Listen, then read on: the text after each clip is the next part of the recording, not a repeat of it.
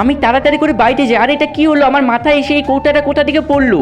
এই কৌটাটার মধ্যে এত চমকাচ্ছে কেন? এই কৌটাটার মধ্যে তো কিছু আছে, একবার খুলে দেখি তো। তোমাকে এখন একটা দানব খেতে আসবে। আরে কি সব লেখা আছে ফালতু কথা, এটা কি কোনোদিন সম্ভব নাকি? হা হা হা, এখন তোকে আমি খেয়ে ফেলবো। আরে এটা তো দেখছি সত্যি হলো, এই দানবটা আমাকে খেতে চলে আসলো। আয়রন ম্যান কোথায় তুমি? এই দানবের কাছ থেকে আমাকে বাঁচাও, এই দানব আমাকে খেয়ে ফেলবে।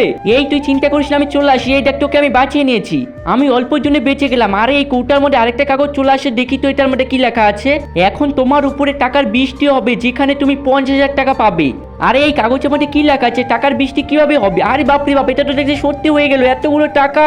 আমি তো কিছুই বুঝতে পারছি না, এই কৌটার মধ্যে দিকে যেটা লেখা বেরোচ্ছে সেটাই সত্যি হয়ে যাচ্ছে। আরে এগুলো সব বাদ দাও, আমি যাই মন্দিরে ভগবানের একবার দর্শন করে আসি। এই কৌটার মধ্যে আরেকটা কাগজ চলে আসলো, দেখি তো এটার মধ্যে কি লেখা আছে। তুমি যদি মন্দিরে ভগবানের দর্শন করতে যাও তাহলে তোমার উপরে পাথর পড়বে, তুমি মারা যাবে। যা হবে হবে, আমি তো ভগবানের দর্শন করেই ছাড়বো।